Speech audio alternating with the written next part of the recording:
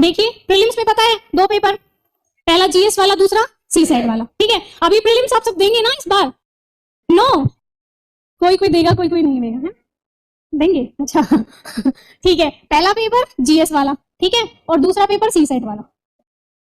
देखिए मैं इतना कहूंगी कि अभी प्रीलिम्स थोड़ा टफ होता जा रहा है, तो प्रीलिम्स को मतलब हम लाइटली ना लें, और हिंदी मीडियम में तो वैसे ही प्रीलिम्स में थोड़ा सा होता है डिफिकल्ट, है ना। तो प्रीलिम्स को आप एकदम छोड़े ना, पूरा फोकस रखें। मेंस पे तो रखना ही है क्योंकि रैंक वही बनाएगा, लेकिन प्रीलिम्स को हल्के में नहीं लेना है, ठीक है। तो सबसे पहले मैं सी सेट बता देती हूँ। देखिए सी सेट, क्योंकि मेरा साइंस बैकग्राउंड था, मेरा मैथ्स ठीक था, मेरी इंग्लिश ठीक थी, तो शायद मैं उतना कंफर्टेबल नहीं हूँ सी सेट के लिए, लेकिन आपकी क्लासेस चलती होंगी तो सी सेट आप देख लीजिएगा। मतलब सी सेट में वैसे भी क्वालिफाइंग की है, लेकिन वैसे वही हल्के में नहीं लेना है ना। बच्चों का मैंने देखा है, कई बच्चे मतलब मेरे साथ भी थे जिनका जीएस में 120 स्कोर हो रहा था और सी सेट नहीं हुआ। तो ऐसा नहीं करना है कि सी सेट को एकदम लाइटली लेना है, ले लेना है। सी सेट भी पढ़ना है, लेकिन पता है ना क्वालिटी मतलब इसी से बनता है, लिस्ट इसी से बनेगी, तो इस पे फोकस रखना है, लेकिन इसको भी साथ साथ लेके चलना है। तो सी सेट के लिए थोड़ा सा मैं नहीं बता पाऊंगी, लेकिन बस यही है कि मैं ऐसे करती थी सी सेट में कि मैक्सिमम मैथ्स वाले क्वेश्चन सोल्व करती थी। मैंने तो अपने नंबर नहीं देखे, लेकिन बच्चों ने देख लिए कि दिव्या में 1-2 नंबर से हुई है, 3 नंबर से हुई है। तो मतलब होना ही है, बस क्वालिफाई करना है, उसमें टॉप थोड़ी करना है। तो बस मैंने ऐसे किया था, मैक्सिमम मैंने मैथ्स वाले क्वेश्चन अटेम्प्ट किए थे, ताकि मतलब मेरे एकदम आंसर निकल गए थे, तो मुझे पता था ये ठीक ही है। तो मैं अटेम्प्ट भी ऐसे ही करके आई थी, एकदम मतलब ऐसे करके कि हाँ बस पास होना है, क्वालिफाई करना है, और वही। तो सी सेट का आप देख लीजिएगा। मैं जीएस का बता देती हूँ थोड़ा सा। देखिए 100 क्वेश्चन आते हैं, ठीक है। मैक्सिमम अगर आप अच्छे से पूरी ईमानदारी से पढ़ते हैं तो मैक्सिमम 40 क्वेश्चन ऐसे मिलेंगे जो आपको लगेगा कि हाँ आते हैं, थोड़ा बहुत कुछ कर लेंगे, है ना, शायद आते हैं। लेकिन 60 क्वेश्चन ऐसे होंगे जो आपको मतलब वहां अगर आप मेंटली स्टेबल हैं और एक्टिव हैं तो ही कर पाएंगे, ठीक है। क्योंकि एलिमिनेशन मेथड आपको पता ही है, वो अपनाना पड़ेगा। और जितना हमने पढ़ा है, देखिए यूपीएससी थोड़ा सा अब डायनेमिक हो रहा है, मतलब इंटरकनेक्टेड करके पूछता है। जैसे करंट में अगर कोई न्यूज चल रही है तो उसका वो बेसिक पूछेगा, उसकी हिस्ट्री उठा के पूछेगा। तो ऐसे हमें डायनामिक अप्रोच लेके पढ़ना है, ठीक है। तो 100 क्वेश्चन आएंगे, 40 तो हो जाएंगे हमारे वैसे ही जो आते हैं, बच गए 60। तो आप कोशिश करना कि मैक्सिमम अटेम्प्ट करें, मैक्सिमम। ये बिल्कुल मत करना कि 60 क्वेश्चन अटेम्प्ट कर दिए और आप सोचे 50 सही हो जाएंगे, नहीं होंगे। लास्ट टाइम शायद मैंने 90 अटेम्प्ट किए थे और इस बार 92, ठीक है। तो कोशिश करना कि जितने ज्यादा हो सके, मतलब कोई क्वेश्चन अगर ऐसा है कि एकदम ब्लैंक है, मतलब लग रहा है कि देखा ही पहली बार है और कुछ भी नहीं हो सकता है, तो सिर्फ आप उसको छोड़िए। अगर कहीं आपका 50-50 हो रहा है एलिमिनेशन से, या आपको लग रहा है कि थोड़ा बहुत शायद आता है, तो रिस्क ले लीजिए, ठीक है। मुझे लगता है कि रिस्क ले लेना चाहिए, क्योंकि अगर 92 भी आप क्वेश्चन सही करेंगे तो मुझे लगता है कट ऑफ मैक्सिमम 50 तक जाती है। क्वेश्चन की बात कर रही हूँ मैं, मैक्सिमम 50 तक जाती है। तो हमारे पास 42 क्वेश्चन है ऐसे जो हम रिस्क लेके कर रहे हैं, ठीक है। तो मुझे लगता है कि मैक्सिमम अटेम्प्ट करने चाहिए। मैंने मैक्सिमम अटेम्प्ट किए थे, मतलब 90 से ऊपर ही, 92 तक, ठीक है।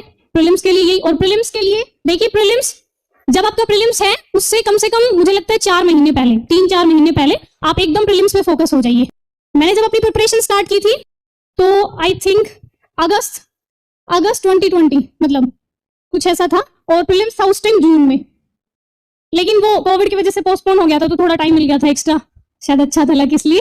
तो मतलब अगर आपका इस बार मई में है तो आप उस हिसाब से मतलब कैलकुलेट करके 3-4 महीने पहले से एकदम प्रीलिम्स पे फोकस, एकदम प्रीलिम्स पे। क्योंकि अगर प्रीलिम्स हो गया तो प्रीलिम्स के बाद भी हमें 3 महीने मिलते हैं, मतलब इतना अगर हमने पढ़ा हुआ है तो हम उस 3 महीने में भी बहुत कुछ पढ़ सकते हैं। तो प्रीलिम्स को एकदम हल्के में ना ले। मैं मतलब लिटरली बता रही हूँ, जब मेरा प्रीलिम्स हो गया था तो मुझे ये लगता था कि इस बार मेंस ना दूं, क्योंकि मेंस की तैयारी नहीं है उतनी अच्छी, मुझे लगा कि नहीं होएगा मेंस तो। लेकिन जब मतलब वो 3 महीने अच्छे से प्रिपरेशन की और पूरी मेहनत की तो हो गया, है ना।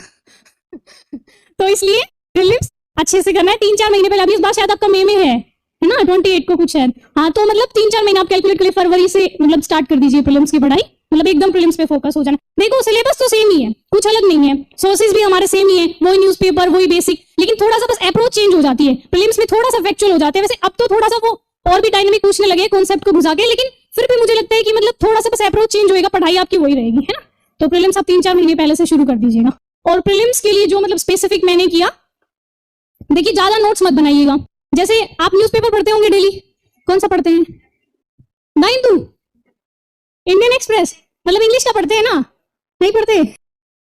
मतलब देखिए थोड़ा सा मुझे ऐसा लगता है कि इंग्लिश का पढ़ लेना चाहिए, क्योंकि शुरू में थोड़ी सी दिक्कत आती है। जब मैंने हिंदू शुरू किया था एकदम शुरू में, जब मेरी प्रिपरेशन शुरू हुई, तो मेरे को शायद 3 घंटे लगते थे, 3 घंटे लगते थे, और मैं हिंदू में लगाती थी 3 घंटे, क्योंकि मुझे ये जो फोबिया होता है कि हाँ इंग्लिश वाले हिंदू पढ़ रहे हैं, हम नहीं पढ़ रहे हैं। तो मुझे लगता है हिंदू पढ़ लेना चाहिए, मतलब वेदर हिंदू और इंडियन एक्सप्रेस आप कोई भी प्रीफर कर सकते हैं, लेकिन एक बार इंग्लिश का देख लेना चाहिए। मैंने क्या किया था, जैसे शुरुआत में मैंने 3-4 महीने पढ़ा था हिंदू, मतलब मैं मंगवाती थी गांव में और पढ़ती थी उसको, लेकिन उसके बाद मुझे ये हो गया था कि हाँ क्या क्या इंपॉर्टेंट है मुझे पता चल गया था जब मैंने इतना टाइम दिया। तो फिर मैं उसका बस एनालिसिस देख लेती थी यूट्यूब पे। मतलब आप किसी का भी देख लीजिए, जो भी आपको अच्छा लगे, मैं कोई प्रीफर नहीं करूंगी, जो भी आपको अच्छा लगे आप 1-2 दिन देख लीजिएगा। एनालाइज आप जब देखते हैं तो उससे क्या फायदा होता है, एक तो आपको पहले से पता है कि क्या क्या इंपॉर्टेंट है, दूसरा जब हम सुनते हैं कोई चीज और सामने वाला समझाता है तो ज्यादा याद रहती है। तो इसलिए एनालाइज जरूर देख लीजिए, मतलब ज्यादा से ज्यादा 1 घंटे का होता है। तो ये जरूर, मतलब मैंने तो मतलब नोट्स भी बनाए थे हिंदू के, लेकिन वो रिवीजन नहीं हो पाया उनका, लेकिन मुझे लगता है कुछ फायदा हुआ था, क्योंकि जब मैं लिखती हूँ, मतलब आप भी जब लिखते होंगे तो याद तो होता ही है थोड़ा बहुत। तो मैंने तो नोट्स भी बनाए थे, और आप भी बना लेना। आप मतलब ज्यादा बड़े मत बनाना कि लास्ट टाइम पे हम रिवीजन ना कर पाए।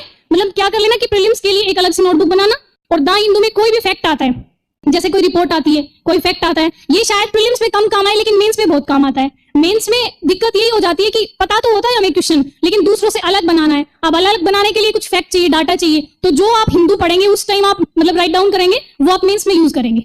तो इसलिए हिंदू में से फैक्ट और डाटा आपको नोट डाउन करने हैं, अलग से एक कॉपी बना लीजिएगा उसके लिए, ठीक है।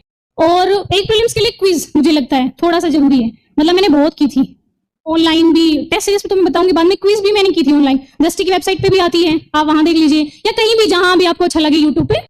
अगर मतलब प्रीलिम्स के हिसाब से कोई क्विज हो रही है तो क्विज कर लीजिएगा, उससे मतलब थोड़ा आइडिया हो जाता है। जैसे हिस्ट्री में अगस्त प्रस्ताव है, उसको हम पढ़ लेते हैं कि ये बातें थी 3-4, लेकिन जब क्विज होती है तो वो अपने हिसाब से बनाते हैं, तो उस टाइम हमें ये पता चलता है कि हाँ ये वाला पॉइंट हमसे छूट गया था। ये रक्षा की जगह वो विदेश लिख देते हैं, और मतलब संविधान सभा में किस किस को शामिल करेंगे तो थोड़ा सा घुमा फिरा देते हैं। तो जब हम क्विज करेंगे तो पता चल जाएगा कि शायद ये पॉइंट हमसे छूट गया था, तो इसलिए क्विज जरूरी है, ठीक है। और टेस्ट सीरीज प्रीलिम्स से मतलब मैंने शायद 60 लगाए होंगे, 60 मतलब टेस्ट किए थे मैंने, ऐसे तो नहीं दिए कहीं टेस्ट, मैंने मतलब ले लिए थे वहीं से, और मतलब प्रिंटेड, और मैं बस कर लेती थी और फिर मैच कर लेती थी, और फिर उसका जो भी सॉल्यूशन था जो मुझे नोट डाउन करना होता था वो नोट डाउन। तो मतलब कम से कम 60 तो आपको करने ही हैं, हर कर लेने और फिर बस छोड़ देने हैं कि ठीक है इतना सही हो गया। मतलब करने के बाद हमें उसका सॉल्यूशन भी देखना है, ये भी देखना है कि कहाँ गलती हुई, कौन सा हमें नहीं आया, कौन सा आया। तो मतलब 2 महीने पहले अगर आप डेली भी एक टेस्ट करेंगे तो 60 मतलब मोर देन इनफ है, इतना ठीक है। तो प्रीलिम्स के लिए इतना ही।